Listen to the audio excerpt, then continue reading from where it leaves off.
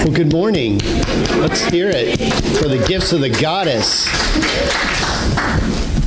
Well, here we are, March 8th, 2020, and today's talk title is Our Living Legacy, and the theme for March is Honoring the Divine Feminine in All. So, March is Women's History Month, if you didn't know. Maybe you did. And that's why usually I do the honoring of women during the May month, because that's Mother's Day. But they've switched things around a little bit. And this month we celebrate women's right to vote 100 years ago. 100 years ago today, or this month. In Grants Pass Center for Spiritual Living, our local New Thought lineage has a legacy of female leaders, and religious science, or science of mind, is one of the first denominations to ordain women in North America. Yay us. Right? Yay us, because for a long time it wasn't recognized that women could hold that office of being a minister or having spiritual content, right? It's like, what? Hello? The divine feminine is so powerful. I think that possibly some misinformed gentleman thought that it didn't work that way, thinking that it could only come through men. But boy, we proved them wrong. Well, today is a special day for me, but let's remember some of the people. Now, I'm going to mention some women in this talk. Some of you may be in the audience, some may not be. If I miss somebody, just know that you're being included in this, in the grand scheme of things, because I can't get everybody's name in here. Let's start with Wilma. I mean, for me, that's the first that comes to my heart is Wilma. When we did her service, the service that she wrote for me to speak, I mean, I was like my hair is standing up on end just thinking about it because of the power of her ability to speak from her soul. I mean, there's several in here that are in here because of Wilma, and she just had that power. She is a divine, energetic, and what a gift to have that in our midst. And Bonnie, who gave us the bell. What was Bonnie's last name? I'm sorry. O'Leary. Looking through the paperwork from this place, her name keeps coming up as being on the board or serving or doing something or flowers her name is just synonymous with this place. And every Sunday we ring the bell that she provided for us. Nancy Yonley Coleman and countless other women right here in Grants Pass who have midwifed this center so we could be here today. We consciously stand on the shoulders of everyone who has come before us, and we owe them a debt of gratitude for paving the way for us so that we could experience this wonderful Sunday. These walls, we've been here for 43 years, something like that? These walls are saturated with prayer. You can bring me down just a little bit. I'm getting a little bit of feedback. So I'm going to just talk about some of my women teachers, and I'm going to start with my mom. 14 years ago today, she made her transition. And man, she was a woman of power. She still is a woman of power in my life. And what a blessed soul I had to jumpstart me in this plane of existence. I mean, they say you pick your parents. Well, I was right at the front of the line for my parents. So blessed. My mom was an activist, man, like a real activist. She was vice president of the NOW in Los Angeles, National Organization of Women. And boy, if one of my friends came over and was like talking women down or something, boy, because, uninformed teenagers say the darndest things, and I'd be like, my mom would swoop right in and say, let's go into the living room and have a chat. Why do you believe that? And whew. So my sisters, Janice and Deborah, who I call Jan and Debbie, and a long line of religious science ministers, and also Dr. Chris Strong, a friend of mine here, who every day reminds me of how blessed I am. I'm so blessed. Thank you for letting me share. And she dressed me today, so. She said, "You're losing the tie today." So I'm wearing my Jimi Hendrix shirt. And I was like, "You think I can get away with this at church?" She's like, "Absolutely." So thank you. And blessings to every day that we share together in love. So I walked into my first religious science church in Glendale, California, and I was scared. I mean, I had first come in because I was ready to take my own life, seriously. I called my dad and said what I wanted to do. He goes, "Before you do that, I want you to have a practitioner session." So I made an appointment with Janet Bryan Adams from the Glendale Church. We met at noon on a Friday, and she gave me a treatment. And I don't know exactly what happened, but I came out of that treatment wanting to live. Something clicked. Another woman of power in my life who said, "There is way too much going on here for you to be thinking about that." And she treated for my life. And here I am. Yay. Well, when I walked in, it was a big cathedral-style center. And in the front row, on the Sunday that I went, there was sitting my kindergarten teacher, Miss Wimpheimer. And I was like, whoa, if Miss Wimpheimer is here, I'm at home, right? Because she never led me wrong.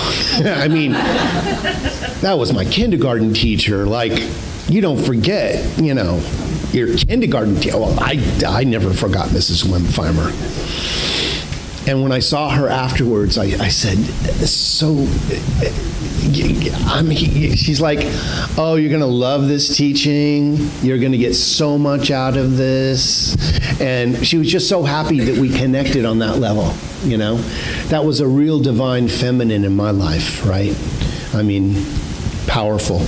But my first teacher in that church was Reverend Dr. Arlene Bump, who was the RSI, Religious Science International president at the time. And this is where I got a lot of my stories about science of mind and being able to heal. And countless other women. Most of the people who are the powerhouses in our teaching are women. Reverend Dr. Christine Collins, who to this day is one of my great mentors. I spent 9 years in the East San Gabriel Valley Church where I got my practitioner license. And I drove, it was an hour each way. I would pass by 6 other religious science churches to get to her teaching because we connected. And An hour driving in LA has now turned into a 3.5-hour drive, right? It was because it was right during rush hour. You know, I had to be there by like 6 o'clock, so I'd leave at 4:30. Coming home is fine because after 9 o'clock, everybody's already at home. But we do that, don't we? Reverend Dr. Alice Bandy was one of my teachers in ministerial school.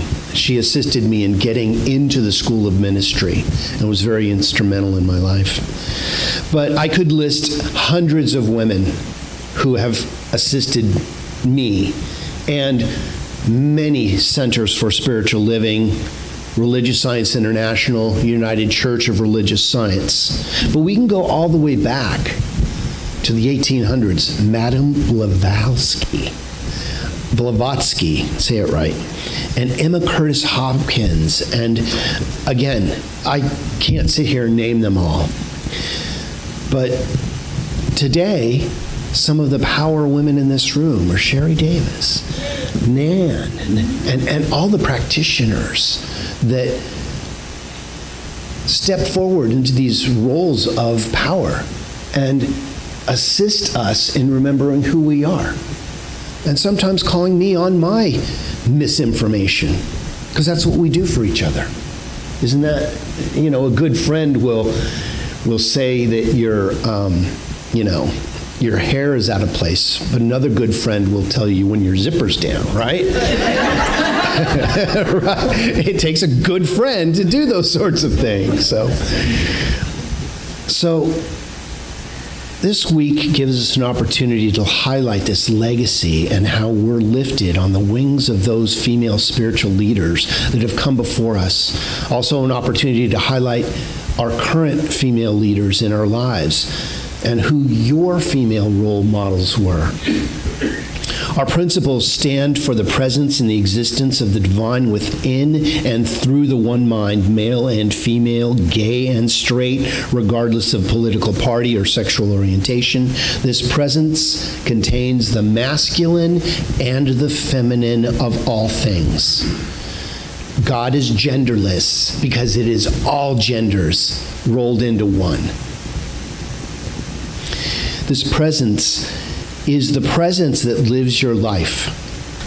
Throughout our teaching, we recognize the female legacy of those New Thought women. The divine feminine, which is both the creative and the receptive, will continue to be expressed and manifest in shaping and molding the continuum of subjective mind. It is that nurturing, that energy that takes the extra second to look beyond someone's upset to what might be upsetting them and asks how we can heal that. It takes a true spiritual guru to be able to do that. When someone is ranting and raving before you about what's wrong in their life, have them say, what's really going on? Tell me how you really feel. Which I fought for many years. There's nothing wrong with me. I'm just fine. Of course, I hadn't cried in years. I hadn't, had any real intimacy until I had gone to this, it's like an EST type get-together. What was it called? LifeSpring, yes, thank you. LifeSpring, I did LifeSpring, and there was they break you into groups, and your little group has to break you down.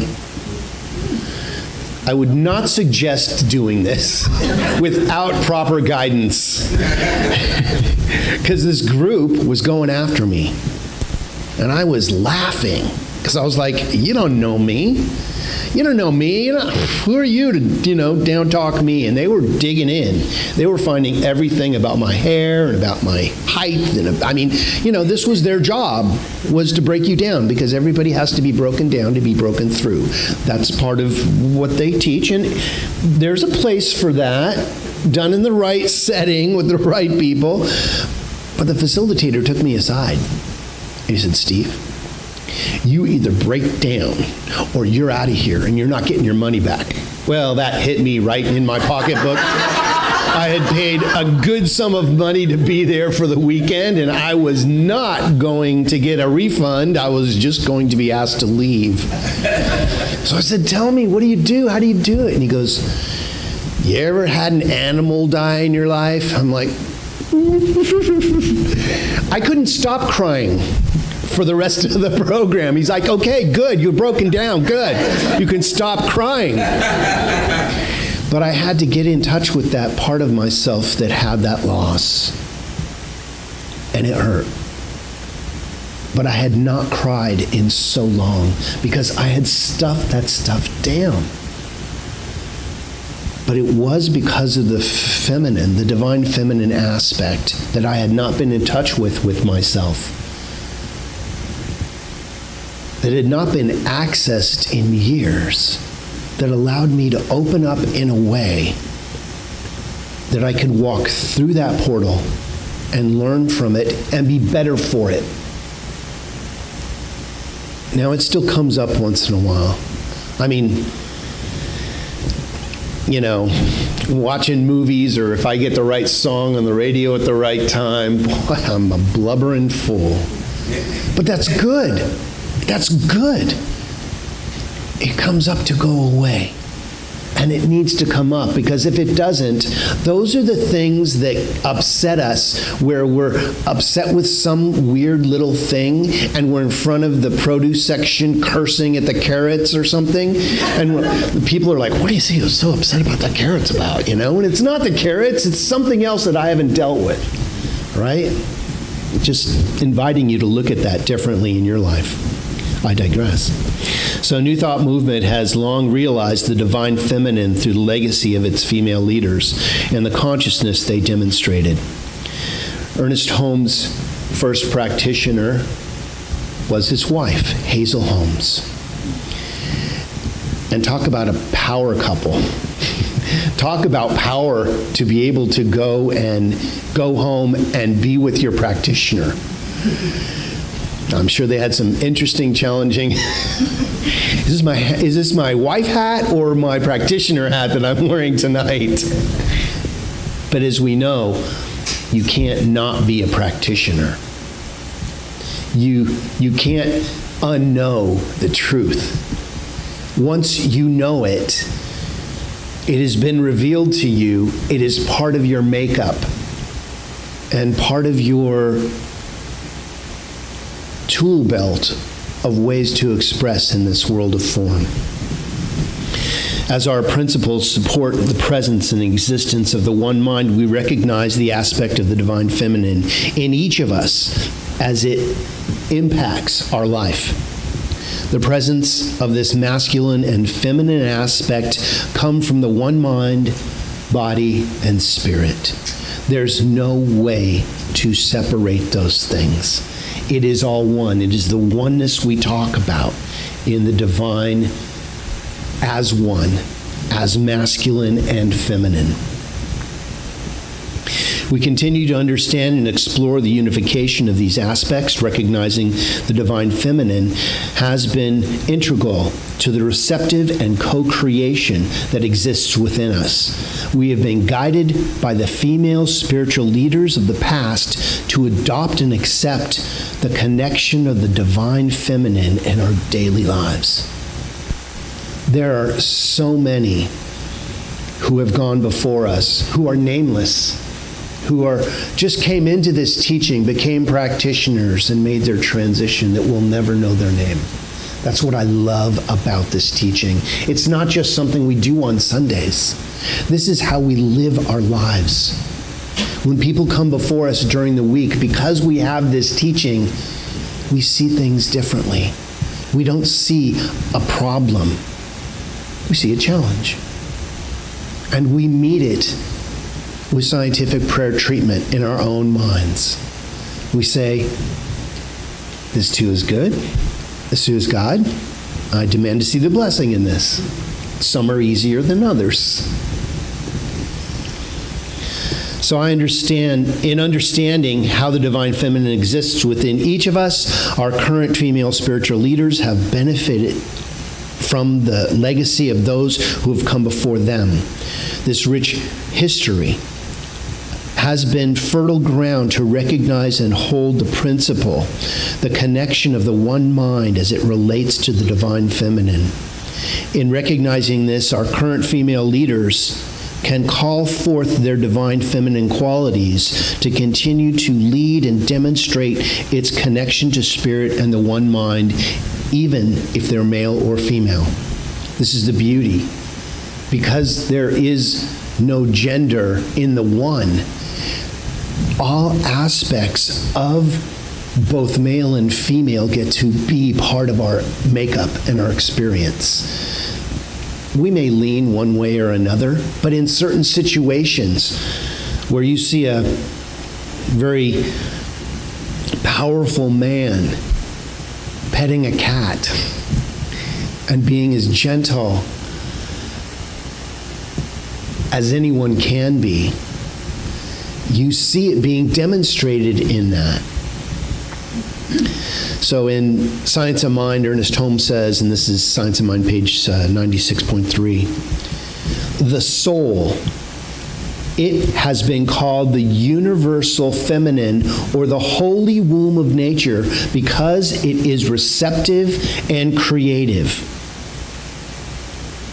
The holy womb of nature. Our ideas are dropped into the field of all possibility and they're grown. It doesn't say, oh, that's a good idea or that's a bad idea. It just knows to grow whatever is dropped into it. This is how a demonstration takes form. It is in each of us, active all the time. You know, we can eat really good fruit, or we can drink Drano. And yeah, we go, oh, that's not very smart. But your body, well, it may regurgitate it, but it won't say to you, oh, you don't want to do that. If you decide to do that, it will do it. But we choose to eat salads and things that are life-affirming, right? Well, mostly, yeah. Some more than others. Some have different lists. Take Drano off the list. I'm using that to symbolize how whatever is dropped into us, it will attempt to digest it. Luckily, we have this gagging reflex that if something doesn't taste good, our body knows what to do with it. Hopefully, right? This is Science of Mind, page 82.1, Ernest Holmes wrote, Spirit is the Father, Mother, God because it is the principle of unity back of all things. The masculine and feminine principles both come from the one. Spirit is all life, truth, love, being, cause and effect. It is the only power in the universe that knows itself. It is the only power in the universe that knows itself. The Spirit could know nothing outside of itself. That would be God and something else. Spirit is all, the center and circumference of everything that exists, both manifest and unmanifest. Again, that's page 82.1. The divine feminine represents the connection to the part of your consciousness responsible for nurturing, intuition, and empathy, regardless of your gender. The divine feminine is the aspect of the self associated with creation, intuition, community, sensuality, and collaboration. Is that awesome or what? And you, my spiritual friends, have access to that. Everyone has it, but not everyone has access. There are a lot of people that are not within this teaching that would much rather go see a football game. God bless them for those Sunday quarterbacks. But that's where they are. I'm not knocking them. I'm just saying we all get here eventually, some way or the other. We have to, taking on your life is not for the meek. It's not for the lighthearted. You got to go deep. And it might bring up some stuff that is difficult to unravel. But I'd much rather unravel it than to have it tangled within me. The tangled hierarchy, as quantum physics says. That's what makes us do some funny things. So in conclusion, we've been blessed by the history of female leaders within New Thought, by their demonstration of the qualities of the divine feminine and its connection to spirit and the one mind. They have left a legacy for all of us, particularly our current female spiritual leaders. In these changing times, how our divine feminine is demonstrated is dependent upon not only their consciousness, but ours as well. So let's give great thanks for the divine feminine aspect that we all are. As my mother would say, remember to wash your hands with hot soapy water. And so it is.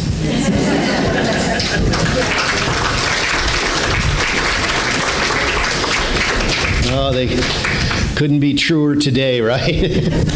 Okay, so let's bring ourselves to center and remember who we are. So I invite you to bring to the forefront of your consciousness your belief. What do you believe?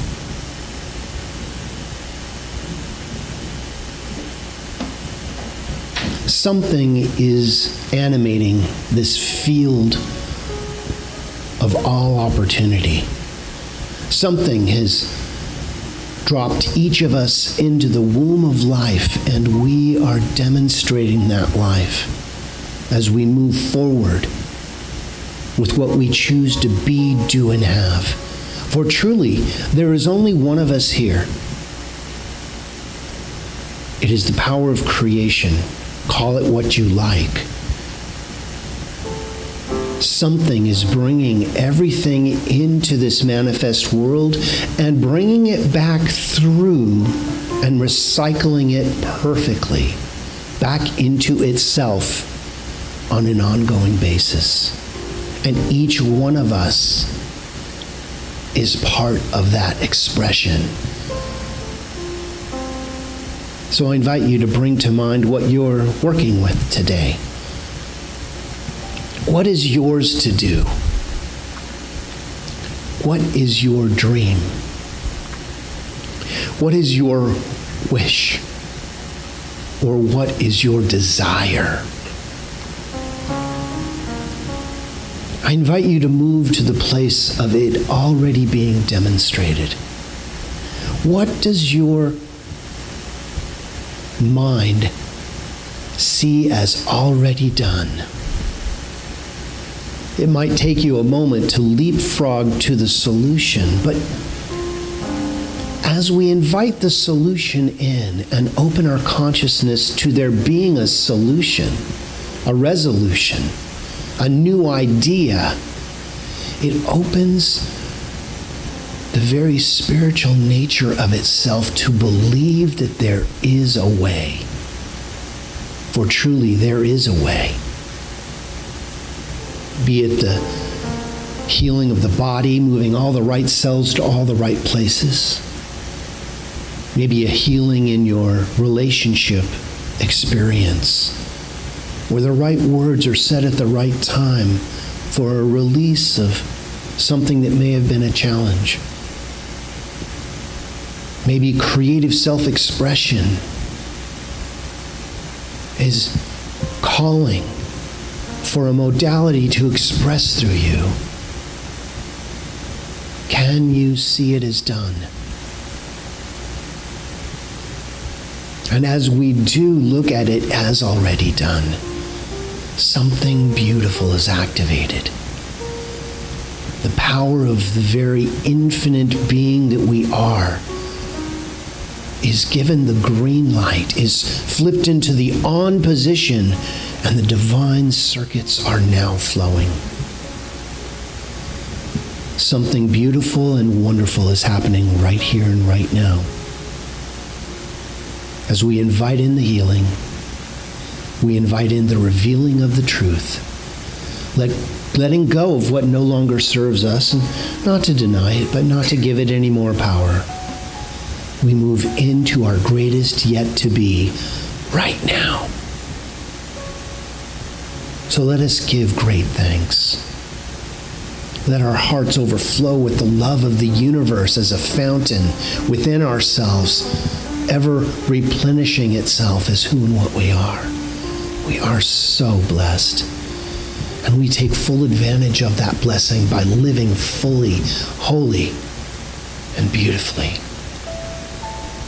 So we let go, releasing this word directly into that living, loving law of mind, where it is acted upon in such a beautiful way that we can move forward with whatever we choose to be, do, and have.